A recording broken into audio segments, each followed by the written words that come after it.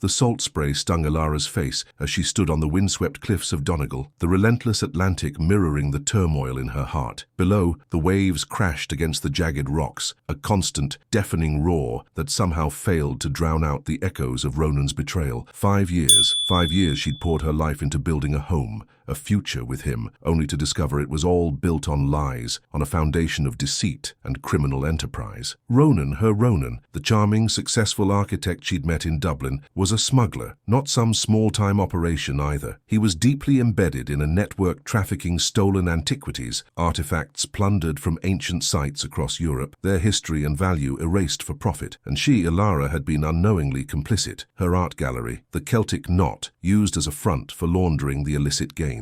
The realization had shattered her world. She'd stumbled upon a hidden compartment in his study, a false wall concealing a cache of documents, coded ledgers, and photographs depicting Ronan meeting with shadowy figures in dimly lit warehouses. The evidence was damning, irrefutable. Her initial shock morphed into a chilling wave of nausea, followed by a burning, righteous anger. He hadn't just betrayed her love, he'd jeopardized her freedom, her reputation, everything she held dear. The police investigation was already underway, discreet but relentless. She'd been questioned, her gallery searched. While they seemed to believe her ignorance, the shadow of suspicion lingered. Her friends, her colleagues, even her own family, looked at her with a mixture of pity and doubt. The shame was suffocating. Ronan predictably had vanished. A private jet, rumored to be funded by his illicit activities, had spirited him away to some tax haven, leaving her to face the wreckage of his life. He'd left a message, a cold, calculated email, acknowledging his actions, but offering no apology, no explanation beyond a dismissive, "Business is business." He even had the audacity to suggest she could benefit from the situation, hinting at a hidden account she could access. Ilara deleted the email. She wouldn't touch his dirty money. She wouldn't let him control her narrative. She wouldn't be a victim. Standing on the cliff, the wind whipping her hair around her face, Ilara made a decision. She wouldn't run. She wouldn't hide. She would fight back. She would expose Ronan, not just for his crimes, but for the way he had manipulated and humiliated her. She would reclaim her life, her dignity, and build something new, something real, from the ashes of his betrayal. The plan began to form, a slow, deliberate burn in her mind. She would use her knowledge of the art world, her understanding of Ronan's operation, to dismantle his network from the inside out. It would be dangerous, a high-stakes game with powerful and ruthless adversaries, but she was no longer the naive, trusting woman Ronan had married. She was forged in the fire of his betrayal, hardened by the injustice he had inflicted upon her. Her first step was to contact Detective Inspector Liam Byrne, the lead investigator on Ronan's case. She had initially been hesitant, unsure if she could trust him, but she sensed a genuine desire for justice beneath his professional demeanor. She arranged a meeting, requesting complete confidentiality. She knew she was walking a tightrope, risking her own safety, but the thought of Ronan escaping justice was unbearable. As she turned away from the cliffs, the setting sun casting long shadows across the landscape, Ilara felt a flicker of hope ignite within her. The path ahead was fraught with peril, but she was ready. She was no longer Ronan's victim. She was his reckoning. Resumo temático. Uma esposa humilhada pelas ações criminosas e traiçoeiras do marido, que a envolveram em perigo, orquestra uma reviravolta para expor suas atividades ilícitas e reconstruir sua vida, encontrando redenção e novo amor no processo. That meeting with Detective Inspector Byrne took place in a small, dimly lit pub on the outskirts of Letterkenny, the kind of place where secrets felt safe, shrouded in the low hum of conversation and the clinking of glasses. He was a man of few words, Byrne, his face etched with the weariness of countless investigations. His eyes, however, were sharp, assessing, missing nothing. "Mrs. O'Connell," he began, his voice a low rumble, "I understand you have information regarding your husband's activities." Ilara took a deep breath, the smoky air stinging her lungs. "Ronan isn't just an architect, Inspector. He's a criminal. And my gallery, it was a tool for him." She laid out everything, the hidden compartment, the coded ledgers, the meetings with the shadowy figures. She detailed her knowledge of the art world, the subtle ways Ronan had manipulated prices, forged provenance, and moved the stolen artifacts through her gallery. Byrne listened intently, his expression unreadable. When she finished, he leaned back, his gaze unwavering. "And why are you telling me this now, Mrs. O'Connell, after all this time?" "Because I want him stopped," Ilara said, her voice firm despite the tremor in her hands. "Because I want to clear my name. And because,"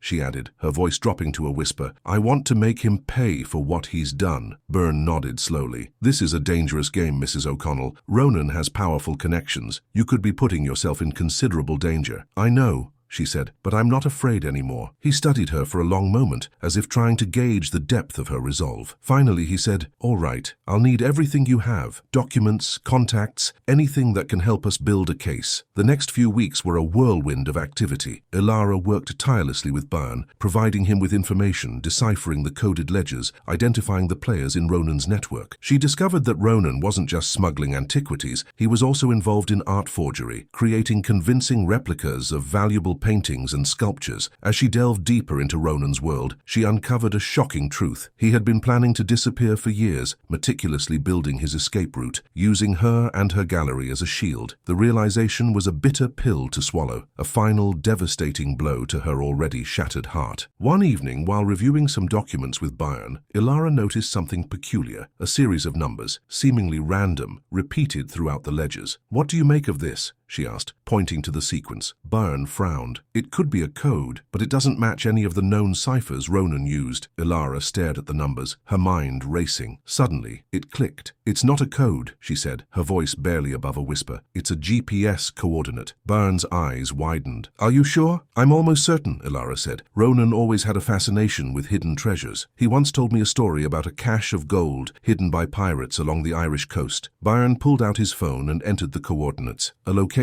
appeared on the screen, a remote uninhabited island off the coast of County Clare. It could be nothing, he said, but we have to check it out. The next day, under the cover of darkness, Ilara and Byrne set sail for the island. The sea was rough, the wind howling, but Ilara felt a strange sense of calm. She was finally taking control, confronting Ronan's legacy head-on. As they approached the island, a flicker of light caught Ilara's eye. A small, isolated cabin hidden amongst the rocks. Someone was there. Ronan? Byrne turned to her, his face grim. Stay here, I'll go check it out. Ilara watched as Byrne cautiously approached the cabin, his gun drawn. The tension was palpable, the air thick with anticipation. She knew that this was it, the moment of truth, the culmination of months of planning, of pain, of betrayal. Suddenly, a shot rang out, shattering the silence. Ilara gasped, her heart pounding in her chest. Byrne! She hesitated for only a moment, then scrambled out of the boat and raced towards the cabin, her fear overridden by a surge of adrenaline and a burning desire for justice. She had come too far to turn back now. As she reached the cabin, she saw Byrne lying on the ground, wounded but alive. Standing over him holding a gun was not Ronan. It was someone she knew, someone she trusted, someone she never suspected in her wildest dreams, her best friend, Fiona. Fiona, Ilara whispered, her voice filled with disbelief. What are you doing here? Fiona's face was a mask of cold calculation. Ronan was a fool, she said, her voice devoid of emotion. He thought he could control me, use me, but I was always the one pulling the strings. Ilara stared at her, stunned. Fiona, her confidant, her rock, was Ronan's accomplice. It was a betrayal even deeper, even more painful than Ronan's. You were in on this the whole time? Ilara asked, her voice trembling. Fiona smirked. Of course, darling.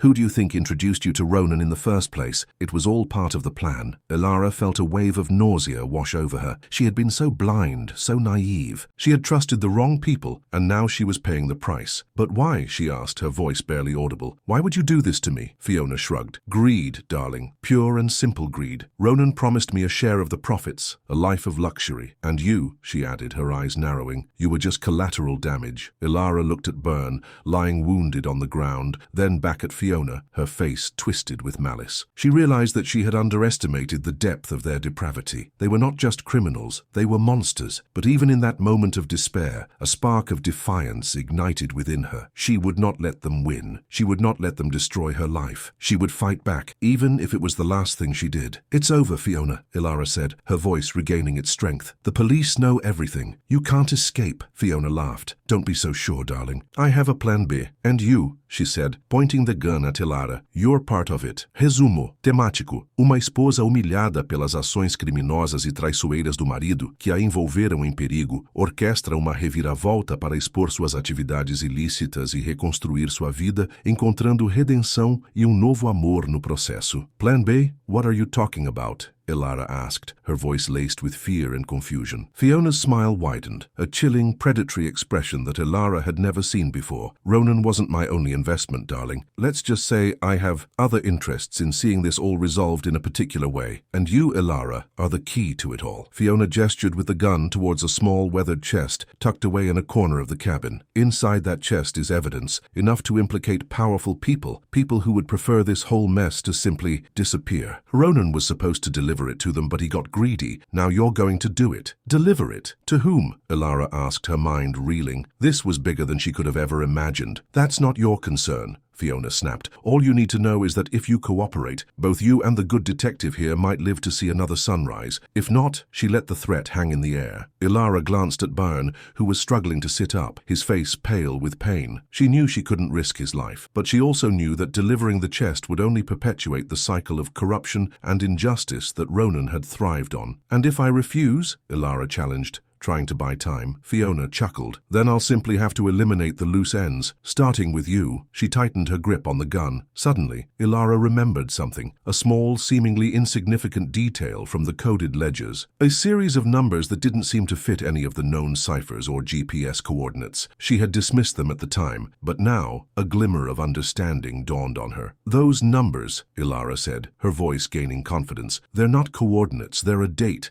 and time. Fiona frowned, her eyes narrowing. What are you talking about? Ronan wasn't just planning to disappear, Ilara continued, her mind racing. He was planning to expose you. He knew you were using him, and he was collecting evidence. That chest isn't what you think it is. It's a trap. Fiona hesitated, a flicker of doubt crossing her face. Ilara pressed her advantage. That date, Ilara said, it's the date he planned to release all the information, all the evidence to the authorities. He had a dead man's switch. If anything happened to him, everything would be revealed. Fiona's face contorted with rage. Lies, you're lying. Am I? Ilara asked, her voice steady. Why else would he leave those numbers in the ledgers? He wanted someone to find them, someone to expose you. Fiona's hand trembled, the gun wavering slightly. The surprise, the seed of doubt Ilara had planted, was working. He underestimated me, Fiona hissed, just like he underestimated you. Maybe, Ilara said, but he also knew you. He knew you were greedy, ruthless, and easily manipulated. He knew you would come looking for that chest, and he knew you would fall right into his trap. Fiona lowered the gun slightly, her eyes darting around the cabin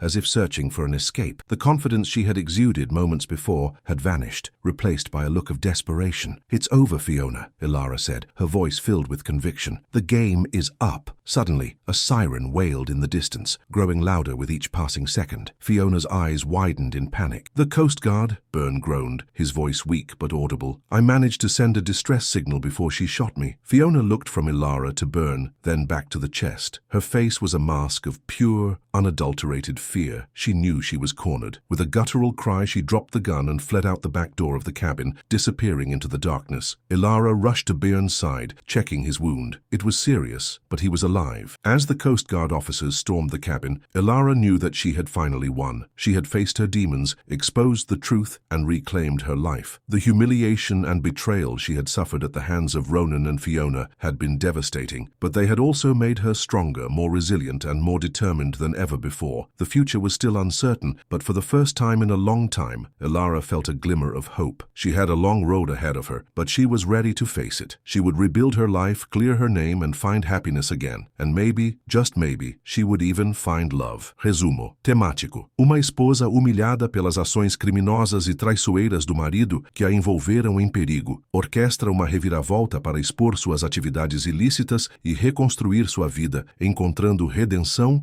e novo amor no processo. The following days were a blur of police interviews, media attention, and legal consultations. Ilara found herself thrust into the spotlight, her face plastered across newspapers and television screens. Some hailed her as a hero, a victim who had bravely turned against her criminal husband. Others vilified her, accusing her of being complicit in Ronan's crimes, a cunning manipulator who had played the innocent wife to perfection. The gallery, once her pride and joy, was now a crime scene, its doors shuttered, its reputation tarnished. changed. Her friends and colleagues, once supportive and encouraging, now kept their distance, their eyes filled with suspicion and judgment. Even her own family struggled to understand, their love tinged with doubt and concern. Amidst the chaos, Detective Inspector Byrne became an unlikely ally. He remained steadfast in his belief in her innocence, providing her with support and guidance as she navigated the treacherous waters of the legal system. He saw beyond the media circus, recognizing the genuine pain and suffering she had endured. One evening, Byrne visited Ilara at her temporary accommodation, a small, sparsely furnished apartment provided by the police. He looked tired, his face etched with worry. "We found Fiona," he said, his voice grave. "She didn't get far. Tried to flee the country on a fishing trawler. She's in custody now, cooperating with the investigation." Ilara nodded, her heart heavy. She couldn't help but feel a sense of sadness for Fiona, a woman who had once been her closest friend, now reduced to a desperate criminal. "And Ronan?" she asked, her voice barely above a whisper. Byrne sighed. "Still at large. We've put out an international warrant for his arrest, but he's a slippery character. He has resources, connections. It could take time to track him down." Ilara felt a surge of frustration. Ronan was still out there, living a life of luxury, while she was left to pick up the pieces of his shattered world. "He won't get away with it," she said, her voice filled with determination. "I won't let him." Byrne looked at her with a mixture of admiration and concern. "I know you won't, Ilara, but you need to be careful. Ronan is dangerous, and he won't hesitate to protect himself." He paused, then reached into his pocket and pulled out a small, intricately carved wooden box. "We found this in Fiona's possession. She claimed it belonged to Ronan, that he had given it to her as a memento." Ilara took the box, her fingers tracing the delicate carvings. It was beautiful, but there was something unsettling about it, a sense of darkness that emanated from within. "What is it?" she asked. Byrne shrugged. "We're not sure. It's locked, and we haven't been able to open it without damaging it. Fiona wouldn't say what's inside." Ilara stared at the box, her mind racing. What secrets did it hold? What role did it play in Ronan's criminal enterprise? That night, Ilara couldn't sleep. She tossed and turned in bed, her mind consumed by the wooden box and the secrets it held. Finally, she got up and went to the living room, where she sat at the table, staring at the box. She examined it closely, searching for a way to open it without damaging it. She tried various keys, but none of them fit. She considered using force, but she was afraid of destroying the contents. As she ran her fingers over the carvings, she noticed something she hadn't seen before, a small, almost imperceptible indentation on one of the panels. She pressed on the indentation, and to her surprise, a hidden compartment popped open. Inside the compartment was a small rolled-up piece of parchment. Ilara carefully unrolled the parchment and read the words written in elegant calligraphy. It was a confession, a detailed account of Ronan's criminal activities, including names, dates, and locations. It was everything the police needed to bring him to justice, but there was something else. At the bottom of the confession, Ronan had written a single sentence that sent a chill down Ilara's spine. "Fiona knows too much. She must be silenced." Ilara realized that Ronan hadn't given Fiona the wooden box as a memento. He had given it to her as a death sentence. He knew that the confession would eventually be found, and he wanted to ensure that Fiona was silenced